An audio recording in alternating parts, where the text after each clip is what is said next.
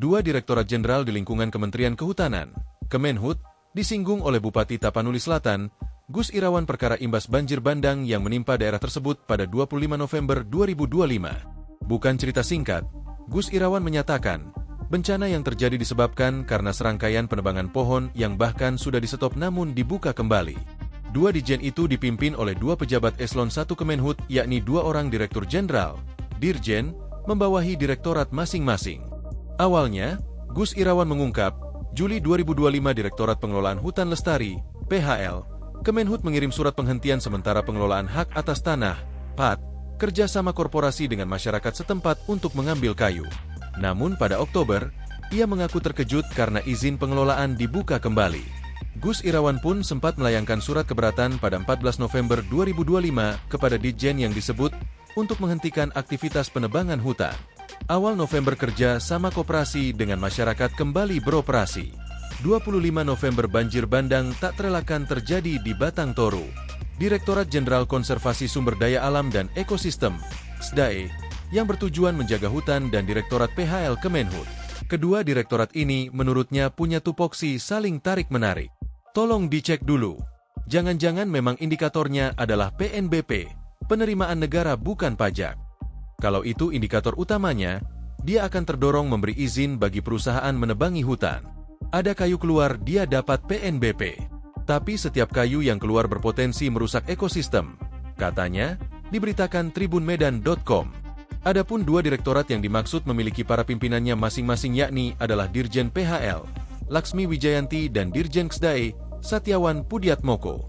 Dirjen PHL, Insinyur Laksmi Wijayanti, MCP, CGG, KIA, CIO dilantik sebagai Direktur Jenderal Pengelolaan Hutan Lestari Kemenhut pada 21 Maret 2025. Ia menggantikan jabatan yang sebelumnya dipegang oleh Agus Justianto, MSc. Sebagai Dirjen PHL, ia memimpin kebijakan dan pelaksanaan pengelolaan hutan lestari, termasuk hutan produksi dan hutan lindung, pemanfaatan hasil hutan, diversifikasi usaha kehutanan, pemantauan hasil hutan, serta aspek keberlanjutan ekologis dan sosial. Mengutip laman Kemenhut, dalam berbagai kegiatan publik seperti forum internasional dan konferensi iklim, misalnya COP 30 UNF 2025 di Brasil, ia kerap tampil sebagai narasumber atau keynote speaker, terutama untuk mempromosikan model kehutanan berkelanjutan, perhutanan sosial, dan perdagangan karbon hutan. Beralih dari model kehutanan berbasis kayu, timber-centric, ke model berbasis lanskap ekosistem, yaitu integrasi antara produksi kayu, hasil hutan bukan kayu, jasa lingkungan, agroforestry, karbon, dan jasa ekosistem. Mendorong konsep multi-usaha kehutanan, multi-use forestry, sebagai tulang punggung ekonomi kehutanan masa depan, bukan semata eksploitasi kayu, tapi juga bioenergi, jasa lingkungan, pemulihan hutan, dan ekonomi berbasis keberlanjutan. Menekankan pentingnya tata kelola hutan yang berkelanjutan dan transparan, termasuk legalitas hasil hutan melalui standar seperti paspor hijau, legalitas kelestarian, agar produk kehutanan Indonesia bisa bersaing di pasar global dengan regulasi ketat dan tuntutan lingkungan, contohnya lewat skema karbon, sertifikasi, SVLK, dan akses ke pasar internasional. Memperjuangkan bahwa manfaat dari konservasi dan pemanfaatan hutan bisa mencapai masyarakat sekitar kawasan hutan, bukan hanya korporasi besar, tapi masyarakat lokal, perhutanan sosial, dan komoditas hasil hutan non-kayu. Tugas pokok Direktorat Jenderal Pengelolaan Hutan Lestari. Direktorat Jenderal Pengelolaan Hutan Lestari bertanggung jawab dalam merumuskan dan melaksanakan kebijakan di bidang pengelolaan hutan lestari guna menjaga keseimbangan antara pemanfaatan sumber daya hutan dan kelestariannya. Direktorat Jenderal Pengelolaan Hutan Lestari dipimpin oleh seorang Direktur Jenderal. Fungsi Direktorat Jenderal Pengelolaan Hutan Lestari: perumusan kebijakan, menyusun kebijakan terkait pengelolaan hutan produksi dan hutan lindung, termasuk Kesatuan Pengelolaan Hutan, KPH, diversifikasi usaha kehutanan, serta pengolahan dan pemasaran hasil hutan. Pelaksanaan kebijakan, mengimplementasikan kebijakan yang telah dirumuskan dalam berbagai aspek pengelolaan hutan lestari. Penyusunan standar dan pedoman, menetapkan norma, standar, prosedur, dan kriteria NSPK dalam pengelolaan hutan lestari, termasuk sistem penatausahaan hasil hutan dan iuran kehutanan. Bimbingan teknis dan supervisi, memberikan arahan dan pengawasan terhadap implementasi kebijakan pengelolaan hutan lestari. Pemantauan, analisis, evaluasi, dan pelaporan melakukan pengawasan terhadap pelaksanaan. kebijakan serta menyusun laporan terkait pengelolaan hutan dan pemanfaatan hasil hutan. Administrasi Direktorat Jenderal menyelenggarakan berbagai aspek administrasi guna mendukung efektivitas tugas dan fungsi Direktorat Jenderal. Pelaksanaan fungsi tambahan, menjalankan tugas lain sesuai dengan arahan Menteri. Struktur organisasi terdiri dari 6 unit utama, yaitu Sekretariat Direktorat Jenderal, Direktorat Bina Rencana Pemanfaatan Hutan, Direktorat Bina Usaha Pemanfaatan Hutan, Direktorat Pengendalian Usaha Pemanfaatan Hutan, Direktorat Iuran dan Penatausahaan Hasil Hutan, Direktorat Bina Pengolahan dan Pemasaran Hasil Hutan.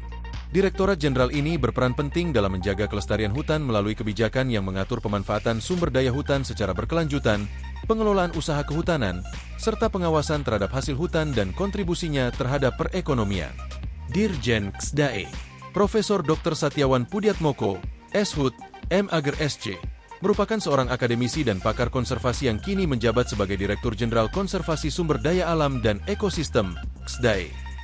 Lahir di Boyolali pada 9 Agustus 1971, ia menempuh pendidikan sarjana kehutanan di Universitas Gadjah Mada dan melanjutkan studi master serta doktor di Georg University Göttingen, Jerman, dengan fokus riset pada ekologi satwa liar, mulai dari burung raja udang hingga banteng di Taman Nasional Baluran, mengutip sumber UGM Press.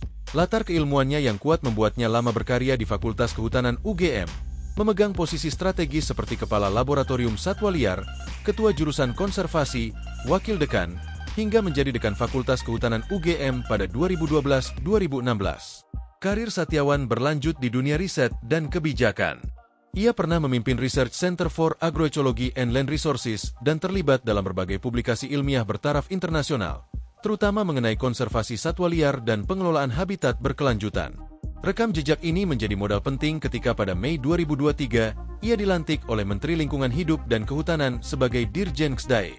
Di posisi ini, Satyawan mengarahkan kebijakan konservasi nasional dengan pendekatan berbasis lanskap dan ekosistem, menekankan kolaborasi antara pemerintah, akademisi, masyarakat, dan organisasi konservasi. Ia melihat konservasi bukan hanya soal patroli atau perlindungan semata, melainkan upaya menjaga fungsi ekosistem dengan melibatkan berbagai pemangku kepentingan. Sejumlah kebijakan dan aktivitas di bawah kepemimpinannya menggambarkan orientasi ilmiah yang kuat.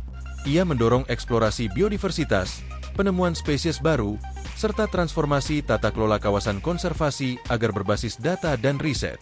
Satyawan juga kerap turun ke lapangan, seperti dalam peninjauan habitat badak Jawa, penilaian ekosistem taman nasional, dan penguatan strategi konservasi spesies endemik.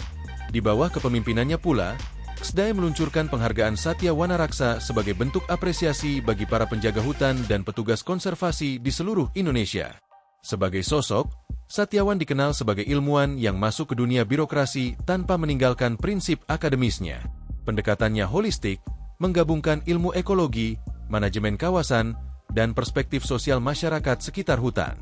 Ia juga aktif membangun jejaring kerjasama, termasuk dengan lembaga internasional seperti WWF Indonesia, demi memperkuat konservasi berbasis kemitraan. Meskipun ia tidak banyak terekspos di media sosial atau platform pribadi seperti LinkedIn, rekam jejak akademik dan kebijakan publiknya menunjukkan bahwa ia adalah figur jembatan antara ilmu pengetahuan dan kebijakan negara dalam bidang konservasi. Sosoknya menjadi rujukan penting untuk isu-isu hutan lindung, satwa liar, biodiversitas, hingga arah konservasi Indonesia di masa depan. Tugas pokok Direktorat Jenderal Konservasi Sumber Daya Alam dan Ekosistem. Direktorat Jenderal Konservasi Sumber Daya Alam dan Ekosistem bertanggung jawab dalam merumuskan serta melaksanakan kebijakan terkait konservasi sumber daya alam dan ekosistemnya guna menjaga keseimbangan lingkungan dan keanekaragaman hayati. Direktorat Jenderal Konservasi Sumber Daya Alam dan Ekosistem dipimpin oleh seorang Direktur Jenderal. Fungsi Direktorat Jenderal Konservasi Sumber Daya Alam dan Ekosistem. Perumusan kebijakan konservasi, menyusun kebijakan terkait pengelolaan taman nasional, taman wisata alam, cagar alam, suaka marga satwa, serta konservasi keanekaragaman hayati. Pelaksanaan kebijakan konservasi, menerapkan kebijakan yang telah dirumuskan untuk memastikan kelestarian sumber daya alam dan ekosistem. Penyusunan dan penetapan standar konservasi, menyusun norma, standar, prosedur, dan kriteria NSPK terkait konservasi sumber daya alam dan pengelolaan ekosistem. Bimbingan teknis dan supervisi, memberikan arahan dan pengawasan dalam pelaksanaan kebijakan konservasi. Pemantauan, analisis, evaluasi, dan pelaporan, melakukan pemantauan serta evaluasi terhadap implementasi kebijakan konservasi dan melaporkan hasilnya kepada Menteri.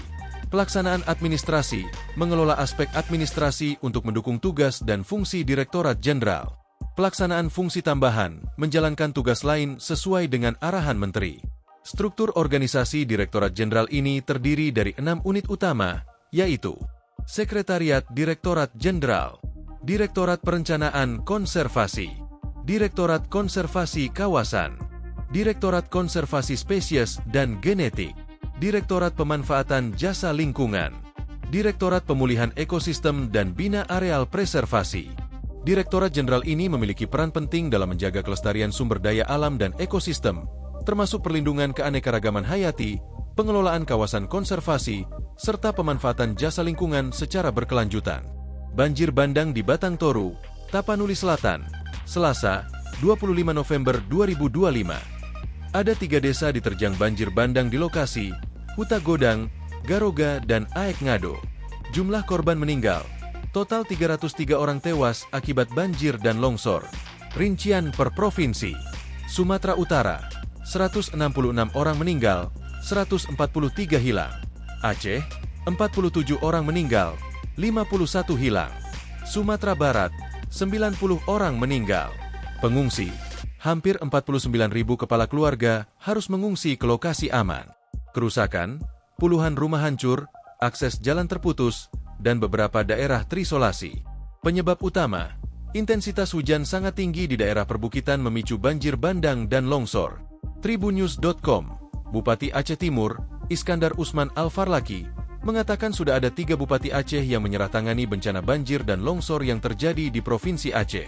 Ketiga Bupati Aceh tersebut adalah Bupati Aceh Tengah Haili Yoga, Bupati Aceh Selatan Mirwan MS, dan Bupati Pidi Jaya Sibral Malashi. Memang ada 3 kabupaten atau 3 bupati, teman saya yang mengangkat bendera putih ya. Mereka dari Aceh Tengah, Aceh Selatan, kemudian Pidi Jaya. Ungkapnya, dikutip dari Tvone News, Selasa, 2 Desember 2025. Iskandar menyatakan, dirinya sampai saat ini masih bertahan memberikan bantuan untuk warga di daerahnya dengan menerobos banjir yang tak kunjung surut. Dia juga mengatakan, dalam menangani bencana ini, pemerintah daerah kesulitan karena tidak memiliki alat berat hingga menyoal anggaran. Walaupun daerah punya alat berat tapi kondisinya rusak berat, tidak bisa kita fungsikan. Kemudian dari sisi anggaran, tidak mungkin daerah yang punya anggaran BTT-nya hanya 2 miliar. Tapi saat ini seperti kondisi kami tersisa 800 juta rupiah, papar Iskandar. Iskandar lantas mengatakan, dengan kondisi demikian, pemerintah daerah tidak mungkin bisa menanganinya sendiri tanpa bantuan dari pemerintah pusat. Kalau pemerintah pusat membiarkan kami berjuang sendiri di daerah, terus terang 2 atau 3 hari lagi saya juga akan angkat bendera putih menyerah dengan kondisi ini, ucapnya. Ketika sumber daya yang kami miliki kurang, kemana kami harus mengadu lagi? Kalau misalnya ada saran dari teman-teman BNPB gunakan kekuatan keuangan daerah, kekuatan keuangan yang mana kita gunakan? Katanya lagi. Iskandar pun menjelaskan pihaknya tidak mungkin menghabiskan semua uang yang tersisa di pemerintah daerah. Kalau saya gunakan semua, bagaimana kita bayar listrik? Bagaimana kita gaji aparatur? Kita perkirakan lebih kurang daya rusak yang ditimbulkan ini, hampir mencapai 3 triliun rupiah. Ini kendala-kendala kami di lapangan, paparnya. Bahkan, kata Iskandar, hingga kini masih ada desa yang belum bisa ditembus untuk diberi bantuan. Kita harus putar ke daerah kecamatan yang lain yang berjam-jam, sementara mereka tidak makan. Kalau stok beras saya punya hari ini, tapi Indomie tidak ada, minyak goreng tidak ada, sarden tidak ada. Kalau saya kasih beras saja, maka mereka bagaimana makannya? Air mineral, air bersih tidak ada yang bisa kita pasok. 3 hari ini solar BBM ya, deadlift Pertalite tidak ada, ujarnya. Kemudian saya bawa bantuan ke pengungsi, mereka tidak ada gas untuk memasak. Mengandalkan kayu, kayunya basah, harus cari kayu yang kering, jelas Iskandar, kata BNPB. Menanggapi keluhan Bupati Aceh Timur tersebut, Kepala Pusat Data Informasi Komunikasi Badan Nasional Penanggulangan Bencana, BNPB, Abdul Mahari, mengatakan bahwa pihaknya telah berusaha semaksimal mungkin membantu pemerintah daerah dalam tanggap darurat bencana ini. Kita sebaiknya tidak dalam konteks membenturkan salah satu institusi dengan institusi yang lainnya, karena di kami juga sangat-sangat berupaya maksimal untuk mendukung pemerintah daerah dalam melakukan tanggap darurat ini, katanya dalam kesempatan yang sama.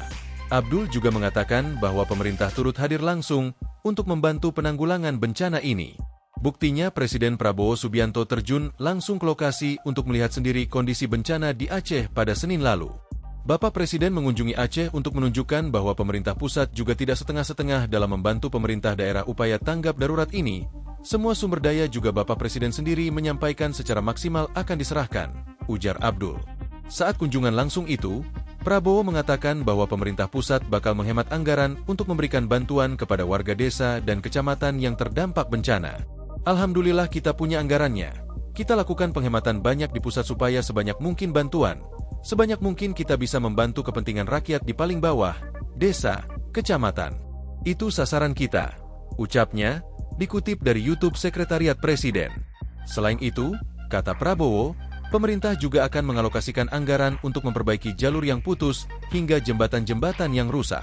Hingga kini, korban bencana banjir dan longsor di Provinsi Aceh masih terus bertambah.